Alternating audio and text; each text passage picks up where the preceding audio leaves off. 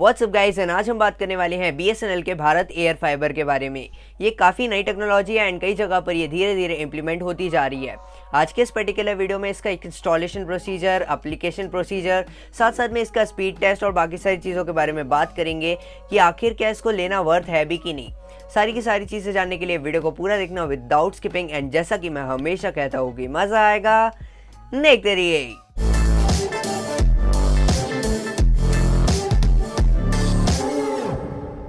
सबसे पहला डाउट आता है कि आखिर ये चीज़ है क्या। ये एक point two multi point network है या जिसको हम पॉइंट टू पॉइंट नेटवर्क भी कहते हैं। ये एक ऐसा इंटरनेट सर्विस है, एक ऐसा इंटरनेट वाईफाई सर्विस है जिसमें कि आप वायरलेसली इंटरनेट को ट्रांसफ़र कर सकते हो एंड किसी भी ऑप्टिकल फाइबर की आपको ज़रूरत नहीं होती। यानी कि इसमें कोई भी तरह की केबल आपको लगाने की ज़रूरत नहीं है। ये केवल एक डिश एंटीना पर काम करती है एंड ये जो फ्रीक्वेंसी कैच करती है ना, वो डायरेक्टली डिश एंटीना के थ्रू करती है पूरी की पूरी तरह वायरलेसली। अब बात करें तो ये एक पोस्टपेड सर्विस है जो कि बीएसएनएल ने अप्लाई करवाई है। भाई इंडिया के काफ़ी सारे ऐसे रीजन्स हैं जहाँ पर हम जो है केबल वायर नहीं बिछा सकते। काफ़ी रिमोट एरियाज़ होते हैं जहाँ पर जो है केबल बिछाना ज़्यादा महंगा पड़ता है एंड इसीलिए ये वाली चीज़ एप्लीकेबल की जाती है। अब अगर बात करें इस वाले नेटवर्क की, तो ये जो है लोकल वेंडर्स और भारत फाइबर ने मिलकर स्टार्ट किया है।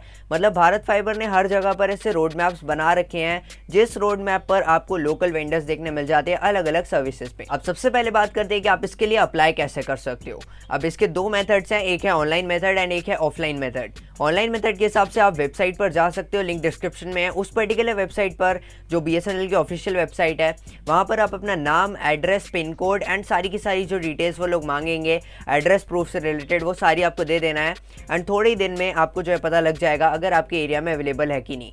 अगर आपको कॉल रिसीव होता है बीएसएनएल की तरफ से देन आपके एरिया में अवेलेबल है एंड कोई कॉल नहीं आता है तो समझ जाओ भाई आपके एरिया में ये चीज़ अवेलेबल नहीं है। प्लान आपको सिलेक्ट कर लेना है एंड जो प्लान सिलेक्ट करोगे उस पर 18% जीएसटी लगेगा, ऑफकोर्स सी बात है।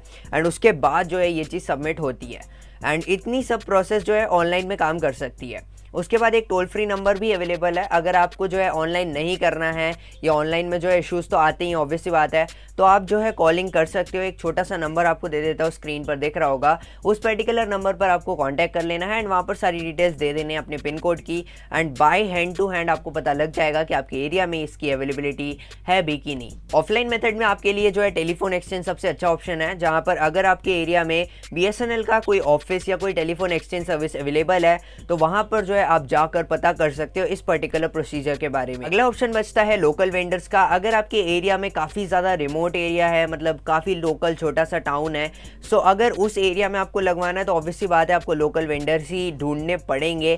लोकल वेंडर्स को सर्च करने का सबसे अच्छा तरीका साइबर कैफ़े जाओ, वहाँ पर आपको सब पता लग जाएगा। वो लोग एक एक चीज़ की खबर रखते हैं और एल्स आपको पोस्टर्स एंड बैनर्स लगे हुए दिख जाएंगे। अब इन लोकल वेंडर्स का हिसाब कैसा होता है, तो बीएसएनएल एक्चुअल में जो बैंडविड्थ है उसको सेल करता है। जिस बैंडविड्थ को ये लोकल वेंडर्स परचेज करते हैं, अपना सेटअप बिछाते हैं एंड उसके बाद आप लोगों को सेल करते हैं।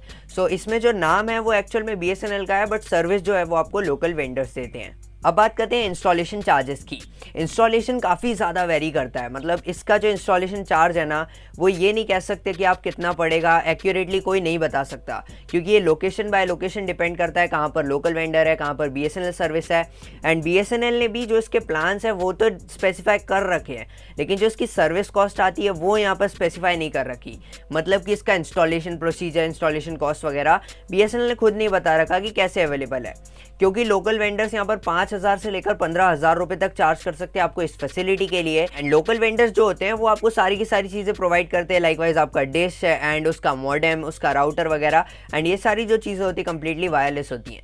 एंड ये सारे जो इक्विपमेंट्स होते हैं ना, ये काफ़ी ज़्यादा महंगे आते हैं मार्केट में भी। अगर आप जाओगे तो काफ़ी महंगे पड़ेंगे। अब ये डिपेंड करता है कि आपका वेंडर आपको कैसी क्वालिटी की डिश दे रहा है, कैसे क्वालिटी का मॉडेम दे रहा है, राउटर दे रहा है एंड कैसे क्वालिटी का एंटीना वगैरह दे रहा है।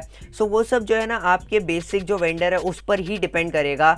एंड इस मामले में ना यार मैं बिल्कुल नहीं कह सकता कि एक्यूरेट क्या प्राइस आएगा, बट ना मान लो कि सबसे कम से कम 5,000 एंड ज़्यादा से ज़्यादा 15,000 रुपये तक ये जा सकता है। इस वाली सर्विस में आपको किसी भी तरह का सिक्योरिटी डिपॉजिट पे नहीं करना पड़ता, जो कि आगे जाकर आपको रिफंड मिले, क्योंकि जो सारा का सारा कनेक्शन सेटअप होता है वो परमानेंटली आपका होता है।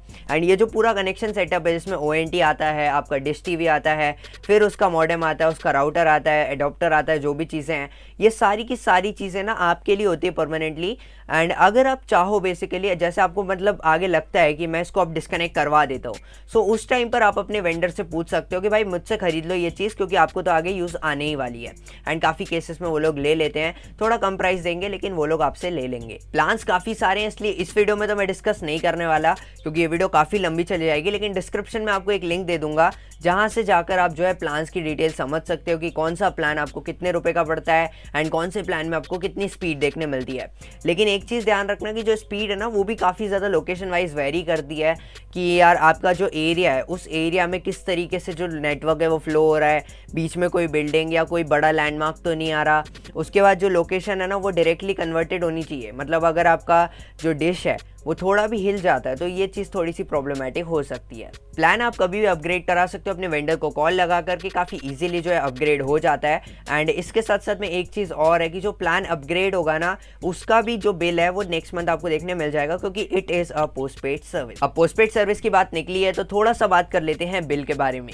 अब ये एक पोस्टपेड सर्विस है, यानी कि आप एक मंथ यूज़ करो इंटरनेट को अच्छे से, फिर नेक्स्ट मंथ आपको पे करना है अमाउंट। लेकिन यहाँ पर परेशान मत हो, नेक्स्ट मंथ आपको उतना ही अमाउंट पे करना है जितना फिक्स था, मतलब कोई भी आपको एक्स्ट्रा अमाउंट यहाँ पर देने की ज़रूरत नहीं है अगर आप ज़्यादा इंटरनेट यूज़ कर लेते हो ऐसा कुछ, क्योंकि ये कम्प्लीटली अनलिमिटेड इंटरनेट वाली सर्विस है। बाकी बिल पेमेंट के काफ़ी सिंपल से ऑप्शन है, आप ऑनलाइन वेबसाइट के थ्रू बिल पे कर सकते हो, या फिर अगर आपके एरिया में जो है लोकल वेंडर पास में रहता है या उसका नंबर है आपके पास तो आप उसको कॉन्टैक्ट कर सकते हो कि भाई मेरा बिल पे कर दो, मैं आपको कैश दे दूंगा, या मैं आपको पेटीएम UPI जो भी आप चाहो वो आप उसको कर सकते हो। काफ़ी ईजिली आपका बिल पे हो जाता है। लेकिन जो बिल पेमेंट की टाइम लिमिट है ना वो 15 डेज़ के विद इन होती है, मतलब 15 दिन के बाद हो सकता है थोड़ा बहुत फाइन आपका एडजस्ट हो जाए, इसलिए ध्यान रखना कि 15 दिन के पहले आपका बिल पे कर देना। अब काफ़ी लोगों के डाउट्स होते हैं कि यार इसको रिमोट एरियाज या पर्टिकुलरली गाँव वगैरह में हम कैसे सेटअप करवाएं अगर हमारे एरिया में कोई भी वेंडर नहीं है। जैसे मैंने आपको वीडियो के स्टार्ट पे बताया था कि अगर आपने अप्लाई करा एंड आपको जो है कॉल रिसीव नहीं हुआ, दैट मीन्स आपके एरिया में नहीं लग सकता। लेकिन इसका भी एक और तरीका है कि आप अपने एरिया में इसको कैसे लगवा सकते हो। सो इसके लिए आपको ना 3-4 कनेक्शन सेटअप कराने पड़ेंगे, मतलब आपके एरिया के आसपास के लोगों को आपको जो है जमा करना पड़ेगा, उनसे बोलना पड़ेगा कि हम लगवाते हैं आप भी लगवा लो। ऐसा करके 4-5 अगर कनेक्शन होंगे तो फिर आप इसको इंस्टॉल करवा सकते हो। प्रोसेस बता देता हूँ, बेसिकली आप आसपास के साइबर कैफ़े चले जाना, उनसे बात कर लेना इस बारे में।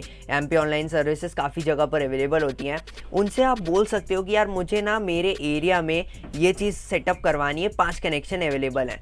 सो वो लोग जो है ना आपका कॉन्टैक्ट करा देते हैं। मोस्टली केसेस में ये चीज़ पॉसिबल हो जाती है, लेकिन काफ़ी केसेस में अगर ना हो तो फिर आप जो है कस्टमर केयर पे कॉल लगा सकते हो। कस्टमर केयर भी अगर आपके पास 4 या 5 कनेक्शन होंगे ना तभी आपके एरिया में ये चीज़ की अवेलेबिलिटी कराएगा, क्योंकि इसका जो इंफ्रास्ट्रक्चर है ना काफ़ी महंगा पड़ता है। जो डिशेज़ होती हैं, जो मॉडेम होता है काफ़ी महंगा पड़ता है।